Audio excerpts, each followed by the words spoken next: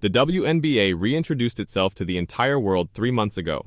All eyes were on the 2024 draft as collegiate standout Caitlin Clark and others made their professional debuts, bringing with them a surge in popularity for women's basketball. Her introduction to the league also brought negative comments and bullies, but she has completely destroyed them, making them regret whatever they said about Clark. When the highly anticipated WNBA season began in May, many predicted it would be one of the most watched in league history. And with Caitlin Clark shattering records practically every week, we can confidently say the league is on fire. Now that we're halfway through the regular season, we can declare that all expectations have been exceeded. Clark's prominence attracted a new audience to the WNBA.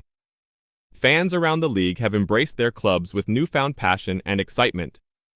However, Caitlin's freshman season was not without its challenges, including dealing with bullies. However, while they were busy attempting to bring her down, she demonstrated to everyone that she is not someone to deal with, shattering records virtually every week, even against the league's best. Still, Taurasi, a UConn and professional basketball great in her own right, felt like Clark would struggle in the WNBA at first. And she made this known before the season began, becoming the first hater of Clark at that time. "Reality is coming, there's levels to this thing," she said about Clark coming to the WNBA. "And that's just life, we all went through it. You look superhuman playing against some 18-year-olds, but you're going to come play with some grown women that have been playing professional basketball for a long time. Not saying it's not going to translate, because when you're great at what you do, you're just going to get better," Taurasi added. "But there is going to be a transition period where you're going to have to give yourself some grace as a rookie." But after defeating her a couple of weeks ago, Caitlin Clark seemed to have no grudges against WNBA veteran Diana Taurasi, who had warned the rookie that she will face a reality check. The two were spotted laughing on court during the first half of the Fever's 88-82 surprise win over the Mercury on Sunday. During the wholesome interaction, the longtime Phoenix guard appeared to remark something to the Iowa grad that made her laugh. "Finally a player in the league that likes her," one fan joked in response to a clip on X, referencing the frosty reception most WNBA veterans have given the former Iowa star. "Goat talking to baby goat," another said of 22-year-old Clark and 42-year-old Taurasi, who is currently in the 20th year of her career. "Finally someone who isn't jealous," another said. Clark scored 15 points, 12 assists, and 9 rebounds Sunday afternoon as Indiana rallied from 15 points down to defeat the Mercury at Footprint Center. Yes, she almost scored a triple-double in a game against the GOAT. It was Clark's first on-court meeting with Taurasi, the WNBA's all-time top scorer, who had plenty to say about the #1 overall pick in April. After the game, Taurasi then reaffirmed her statements, calling Clark's supporters sensitive. "The new fans are really sensitive these days," Taurasi said, adding, "You can't say anything. It's kind of like when you go from kindergarten to first grade, there's a learning adjustment. When you go from high school to college, there's a learning adjustment," Taurasi went on. "I don't think I said anything that's factually incorrect. Like anything, greatness is going to translate, and she's proved that at every level. I don't see why that's going to be any different in the WNBA." But Diana Taurasi wasn't the only one making fun of Caitlin Clark and learning it the hard way, as Sabrina Ionescu also joined the bandwagon and even talked her further down after losing to the Fever. Sabrina Ionescu of the New York Liberty thinks Caitlin Clark and the Indiana Fever won their Super Bowl game after defeating the Liberty 83-78 on Saturday night in Indianapolis. "We played Liberty basketball, but understanding this is their Super Bowl game," Ionescu remarked after the loss. "We've beaten them 3 times this year already.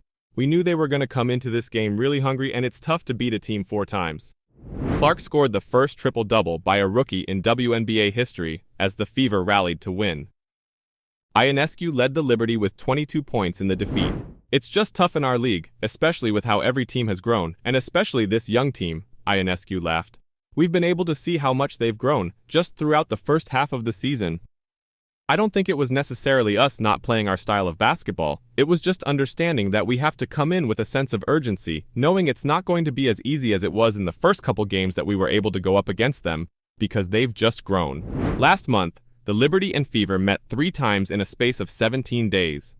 New York won all 3 games, and twice had a margin of victory above 35 points. These games came amid a dismal first half of the season for the youthful Fever squad, which had only 2 wins in its first 11 games. However, before to their 4th game against the Liberty, The Fever had won 6 of their previous 10 games, including a 4-game victory streak at the end of June. The Fever's rising confidence was evident as they outscored the Liberty by 12 points in the fourth quarter. Clark started the game with an 11-point first quarter on 4 of 5 shooting and finished with 19 points, 13 assists, and 12 rebounds. The Fever rookie joined Ionescu as the second fastest WNBA player to record a triple-double. Clark did so in 22 games, Ionescu in 6. She also surpassed Ionescu as the quickest rookie to score 350 points, 150 assists, and 120 assists. Ionescu took 30 games. So not only did Clark beat her, she also took some records of Ionescu, something she'll not be happy with. And to make it even worse, Clark threw out a dig at Ionescu this weekend during the All-Star opening. Caitlin Clark made her professional debut on the WNBA All-Star Orange Carpet on Thursday night. The Orange Carpet is the kickoff to All-Star Weekend, as players show off their best attire and answer questions about the forthcoming tournament. Clark was passed over for the WNBA Eastern Conference Player of the Week award only hours before the ceremony. Instead, Sabrina Ionescu, a New York Liberty guard, received the prize. Clark was asked on the orange carpet if you had to pick one WNBA All-Star to not be stuck in a desert with, but she had already answered the question. Sabrina, Clark answered, I mean that's kinda personal, right? I love the fact that Clark's not stepping back from a public face-off and rivalry. She knows how to handle herself in the WNBA and isn't afraid of the spotlight. Through all this, she is still able to dish out amazing dimes and score 3-pointers from the logo on a weekly basis. What are your thoughts on her responses to the bullies? Next to all this fuss around her rivalries, she is tied in a heavy battle for the Rookie of the Year award, which, if you ask me, she has already locked down.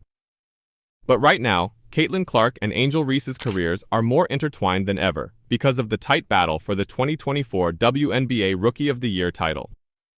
Clark and Reese, both less than 30 games into their professional careers, have rewritten the history books for the Fever and Sky, respectively. As a result, they stand out as the clear frontrunners in what has become a two-person race.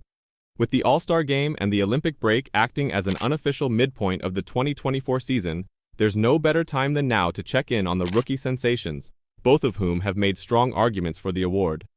While the tales provide an intriguing subtext to the season's closing stretch, what do the stats say? Here are the crucial statistics to know for the Rookie of the Year competition. According to Counting Statistics, Clark and Reese have gained their footing at the next level. Look no further than their position as league leaders as a result of their most pro-ready abilities. At the All-Star break, Clark leads the league in assists per game, 8.2, while Reese is second in rebounds, 11.9.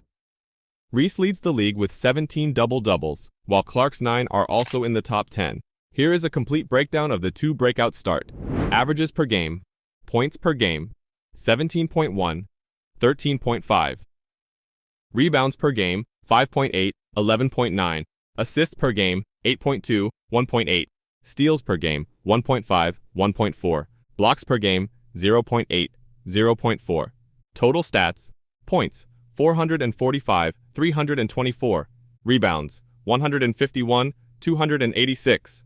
Assists, 213, 44. Steals, 38, 34. Blocks, 22, 10.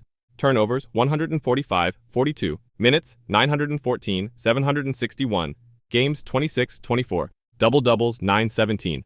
Who will win according to you? Let me know your thoughts in the comments down below, and don't forget to subscribe for daily WNBA updates.